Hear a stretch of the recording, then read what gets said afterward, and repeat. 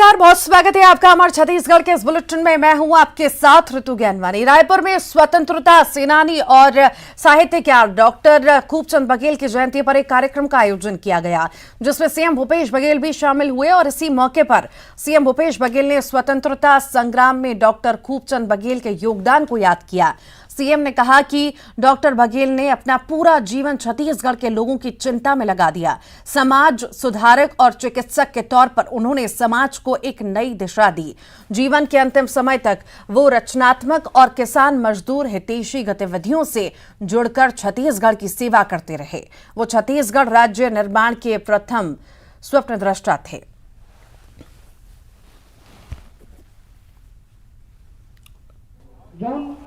काम करते तो जीवन भर यदि एक काम न करते तो क्या पहचान बनती।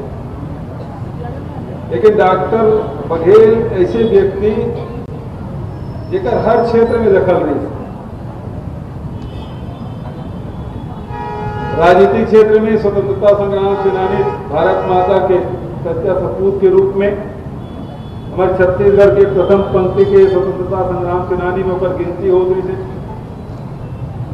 ओकर प्रभाव भी देखा तो माता जी ओकर पत्नी फ्रीडम फाइटर, शायद ही देश में ऐसा कोई कमी उदाहरण मिली हमारे प्रदेश में कम से कम नहीं है कि ओकर माता भी जेल गए हुई, ओकर पत्नी भी जेल गए हुई, डॉक्टर साहब भी खुद गए हुए चिकित्सक रही से और ओकर नाम से हमारी सरकार है तेना डॉक्टर खूबचंद बघेल स्वास्थ्य सेवा योजना की शुरुआत करे है। 65 लाख परिवार उधर लाभ ले सकते हैं और अभी तक के लगभग 18 लाख परिवार वो योजना के लाभ ले सकते। हर आदमी ऊपर 5 लाख तक के योजना के लाभ ले सकते। दिल्ली से इस वक्त की बड़ी खबर आपको बता दें, राष्ट्रीय स्वयंसेवक संघ और बीजेपी के बीच समन्वय बैठक का आयोजन रायपुर में किया जाएगा। सितंबर के दूसरे हफ्ते में इस बैठक का आयोजन किया जाएगा, जिसमें आरएसएस के बड़े पदाधिकारी शामिल होंगे, तो वहीं संघ के सभी संगठनों के प्रमुख पदाधिकारी भी बैठक में शामिल होंगे। छत्तीसगढ़ में 2023 में होने वाले विधानसभा चुनाव से पहले इस बैठक को काफी ज्यादा महत्वपूर्ण माना जा रहा है।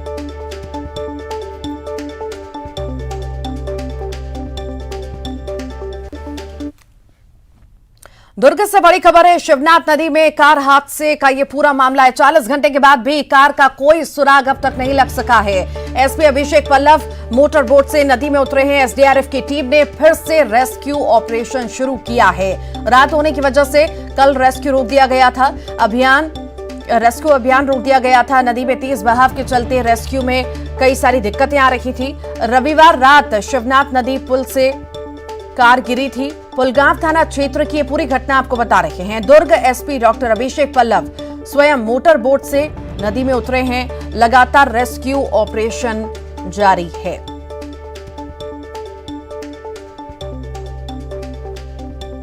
और इसी पर अधिक जानकारी के लिए मिथिलेश हमारे साथ जुड़ गए हैं। मिथिलेश, 40 घंटे लगभग बीत चुके हैं, अब तक कोई सुराग नहीं लग पाया, क्या कहना है मौके पर टीम जो है?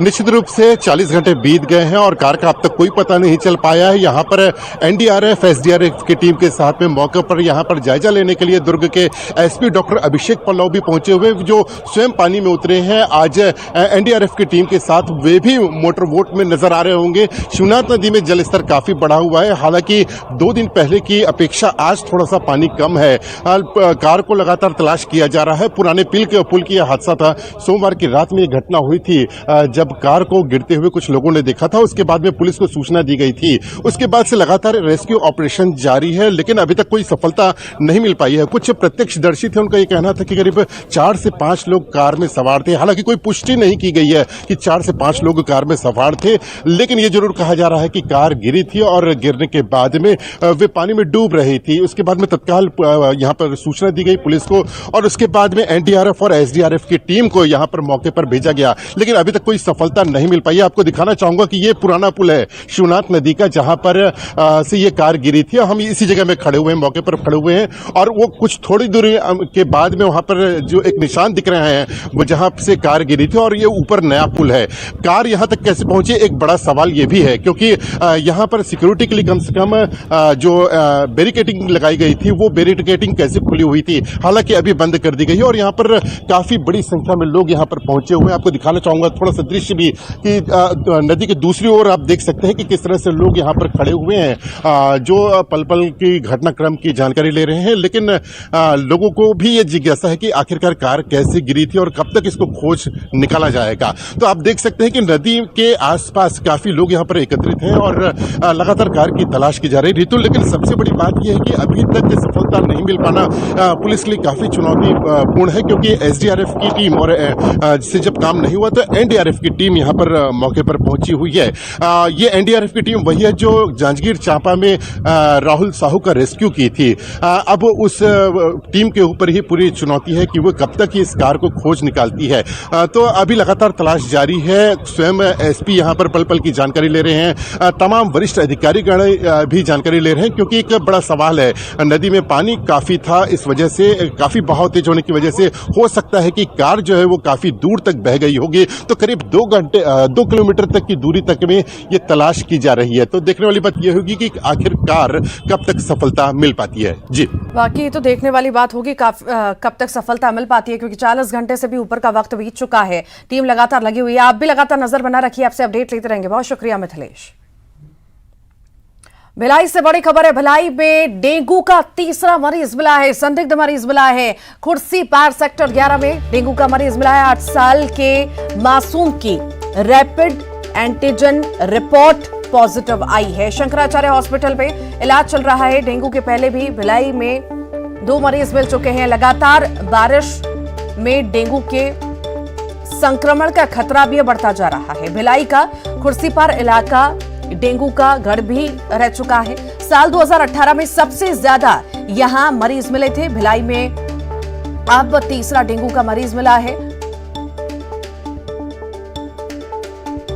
खरसीपार सेक्टर 11 से 8 साल का बालक रैपिड एंटीजन रिपोर्ट में पॉजिटिव आया है।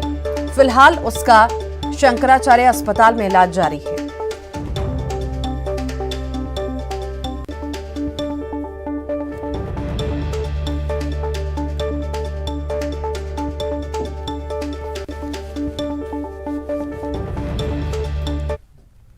चलिए बात कर लेते हैं छत्तीसगढ़ के कोरोना अपडेट की। आपको बता दें कि 24 घंटे में 465 नए मामले सामने आए हैं।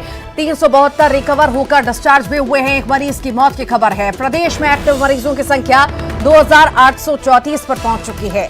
प्रदेश की औसतन पॉजिटिविटी दर 3.58% है।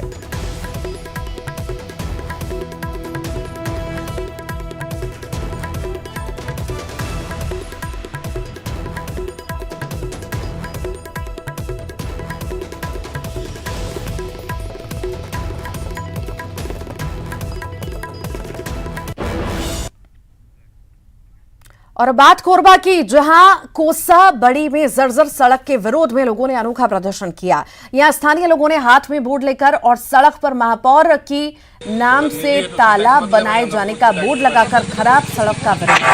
प्रदर्शन कर रहे लोगों का कहना था कि इनकी बार बार शिकायत के बाद भी खराब सड़क को ठीक नहीं किया गया, जिससे परेशान होकर उन्हें प्रदर्शन करना पड़ रहा है।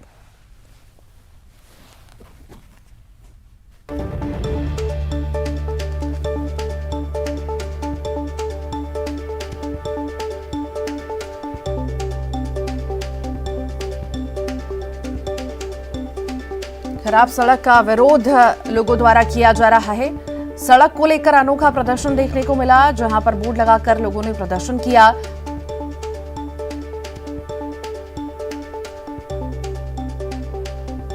सड़क को लेकर के अनोखा प्रदर्शन किया गया। सड़क पर लगाया महापौर के तालाब का बोर्ड। खराब सड़क का विरोध किया गया। तस्वीरों में देखा जा सकता है कि किस तरह से अनोखा प्रदर्शन लोगों द्वारा किया गया है खराब सड़क को लेकर।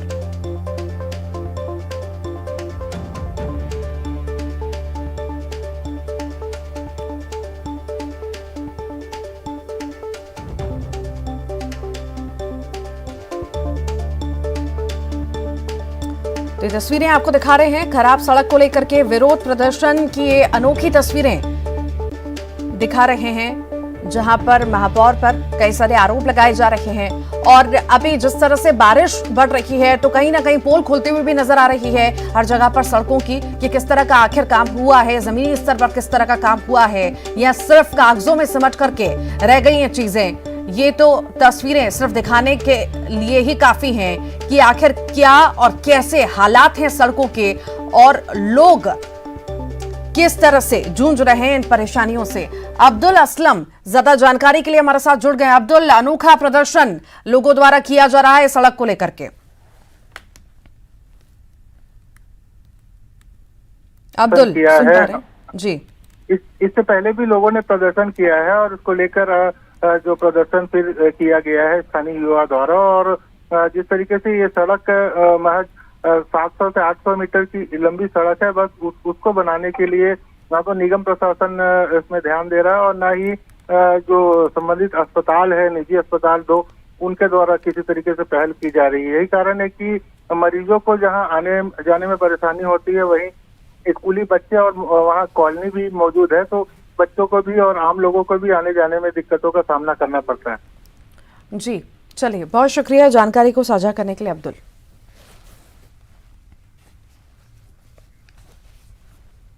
कोंडागांव से बड़ी खबर है, 3 खाद बीज दुकानों पर छापामार कार्रवाई हुई है। कृषि विभाग ने छापामार कार्रवाई की है। 2 दुकानों में बिना सर्टिफिकेट खाद बेचा जा रहा था। एक दुकान में खाद का ज्यादा स्टॉक मिला। 3 दुकानों पर कार्रवाई हुई है।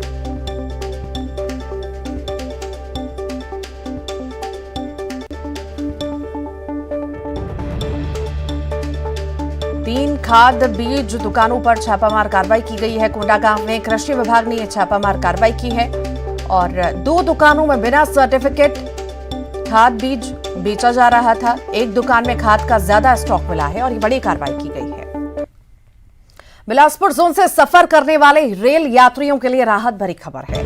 एसईसीआर ने लंबे समय से बंद पड़े 2 एक्सप्रेस और 2 पैसेंजर ट्रेनों को फिर से रिस्टोर करने का आदेश दिया है। 25 और 26 जुलाई से इन ट्रेनों की सुविधा फिर से मिलने लगेगी। जिन ट्रेनों को फिर से शुरू किया गया उसमें अंबिकापुर शहडोल अंबिकापुर एक्सप्रेस और चरमेरी अनूपपुर और अनूपपुर चरमेरी पैसेंजर स्पेशल ट्रेन शामिल हैं। ट्रेनों के फिर से शुरू होने से अंबिकापुर चरमेरी अनूपपुर और शहडोल रूट के रेल यात्रियों को सीधा इसका फायदा मिलेगा।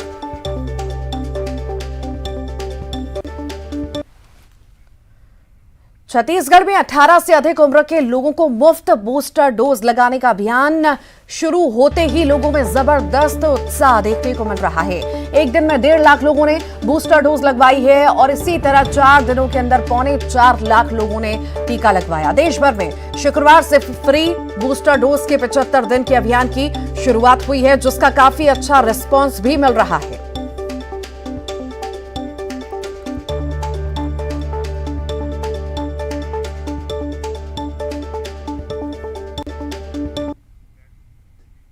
छत्तीसगढ़ में 28 जुलाई को हरेली त्योहार सभी सरकारी स्कूलों में खास तौर से मनाया जाएगा। साथ ही गेड़ी नृत्य का भी आयोजन किया जाएगा। मुख्यमंत्री श्री भूपेश बघेल की ओर से राज्य में हरेली त्योहार को परंपरागत रूप से मनाए जाने के निर्देश भी दिए गए थे, जिसके बाद शिक्षा विभाग के सचिव ने सभी कलेक्टरों और जिला शिक्षा अधिकारियों को दिशा निर्देश जारी किए हैं, जिसमें मुख्यमंत्री के आदेश पर राज्य के सभी स्कूलों में हरेली पर्व के मौके पर स्टूडेंट्स के बीच गेड़ी नृत्य प्रतियोगिता का आयोजन करने के निर्देश भी दिए गए हैं।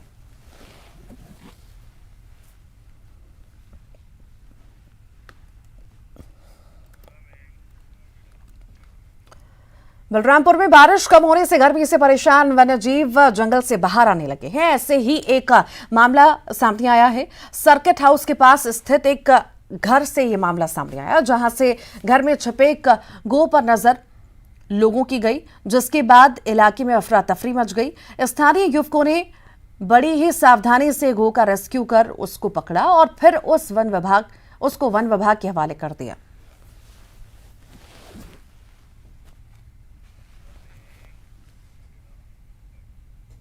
बिलासपुर के भारतीय नगर चौक इलाके में एक दुकान का छज्जा गिरने से घायल युवक की इलाज के दौरान मौत हो गई। घटना बीते रविवार की है, जब भारतीय नगर चौक के पास एक दुकान का छज्जा गिरने से एक कर्मचारी दब गया, जिसको लोगों ने बाहर निकालकर अस्पताल में भर्ती कराया, लेकिन गंभीर हालत होने के चलते रायपुर रेफर कर दिया गया था और रायपुर में ही कर्मचारी का इलाज के दौरान मौत हो गई। कवर्धा जिले के वनांचल ग्राम पचराही में खुदाई के दौरान कई दुर्लभ प्राचीन कालीन मूर्तियां मिली हैं। यहां परिसर में 12वीं से 13वीं शताब्दी से में फणी नागवंशी राजाओं का बनवाया गया मंदिर मिला है। मंदिर के गर्भगृह और मंडप कलात्मक पत्थर से बने हुए हैं।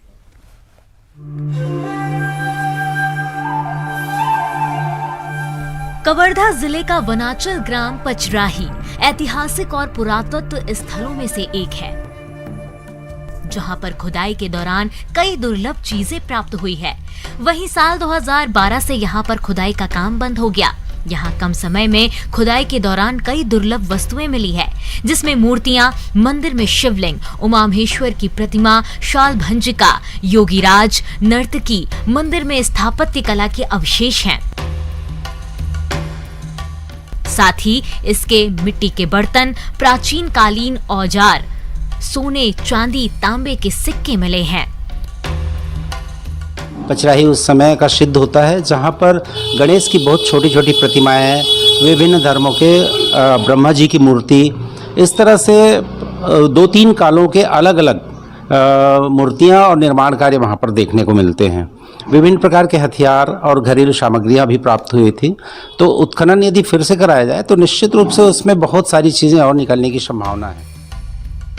वहीं जिला पुरातत्व के जानकार आदित्य श्रीवास्तव ने बताया कि अभी तक पचराही के एक ही हिस्से में खुदाई हुई है और तमाम वस्तुएं मिली है। वहीं उनका कहना है कि अगर आगे भी ऐसे ही खुदाई की जाती है तो कई रहस्यमयी चीजें और मिल सकती है और कई रहस्यों से भी पर्दा उठ सकता है।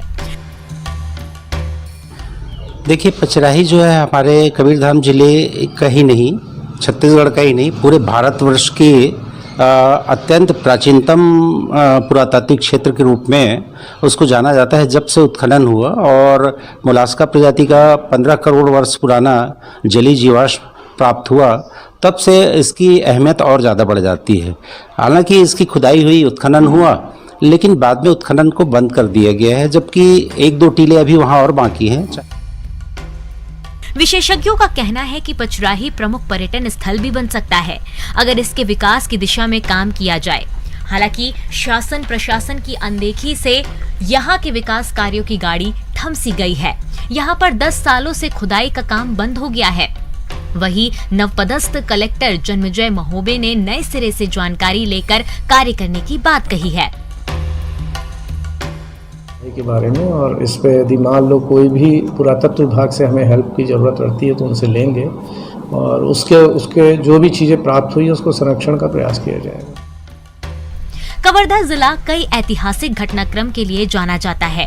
यहाँ राज परिवार रहा है। आजादी के पहले तक राजाओं का शासन रहा। जिले के कई हिस्से मंडलागढ़ से जुड़ा हुआ है।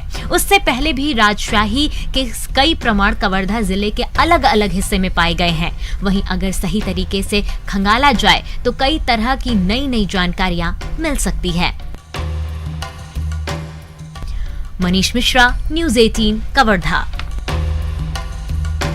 वेदांता समूह की company Bharat aluminium company limited यानी बाल्को ने अपने कौशल विकास केंद्रों के माध्यम से हजारों ग्रामीण युवाओं को आत्मनिर्भर और सक्षम बनाया है, जिससे छत्तीसगढ़ में सामाजिक आर्थिक परिवर्तन हो रहा है।